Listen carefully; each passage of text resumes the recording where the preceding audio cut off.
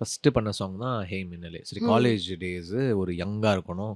That was my 700த் song. எனக்கே தெரியாது. "ஹே மின்னலே சக்கரே" அப்படின்னு வரும். பட் அந்த 2 வேர்டும் ஆக்சுவலி படத்துல இல்ல. பட் நீங்க லிரிக்ஸா எழுதும்போது ஏன் அந்த 2 வேர்டு செலக்ட் பண்ணியிருந்தீங்க? அண்ட் அந்த சாங் எப்படி வந்துச்சுன்னு சொல்லுங்க? அ ஒரு யங்கான ஃபீல்ல பண்ணுவோம் அப்படின்னு சொல்லிட்டு பண்ணது தான் "ஹே ஆ. மின்னலேவோட" டியூனு. ஸோ டியூன பண்ணிட்டேன். கார்த்திக் நேத்தா எழுதியிருந்தாரு. ஸோ அவரு ம். அந்த பொண்ணு மலையாளினால அவர் அந்த சக்கரேன்ற சக்கரே வேர்ட் அவரு அப்படின்னு வச்சாரு. வச்சுட்டாரு. ஆனா ஆ. அது படத்துல கிடையாது. ஆ. அவங்க வந்து வேற தான் கூப்பிடுவாங்க. So but it was nice. ஒரு மலையாளம்ல சர்க்கரைன்ற வேர்ட் வந்து ரொம்ப கேட்சியா இருந்துச்சு. ஸோ ஆமா. எல்லாருக்குமே அது வந்து ஒர்க் ஆச்சு. ஸோ ஆமா. அது கட கட கடன்னு எழுதினாரு. ஃபர்ஸ்ட் வெர்ஷன் அவர் எழுதினதுல இப்ப இதெல்லாம் எடுத்துட்டு வந்தாரு. இதெல்லாம் நாங்க பாட்டுல போட்டு ரெக்கார்ட் பண்ணோம். அப்புறம் Haricharan track பாடுனாரு.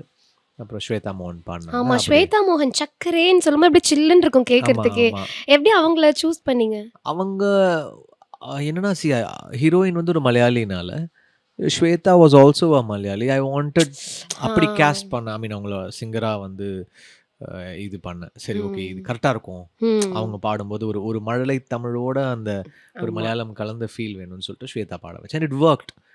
That was my 700த் சாங். எனக்கே தெரியாது. ஆஹா! அவங்க சூப்பர். ஆர்கே5 மகேந்திரன் சாரும், டிஸ்னியும் தான் சொன்னாங்க. "சார் இத்தன சாங் பண்ணியிருக்கீங்க. ஆல்மோஸ்ட் இஸ் யுவர் 700த் song sir. So can we put super. It" அப்படின்னா, "போடுங்க" அப்படின்னு சொல்லிட்டு பண்ணது தான்.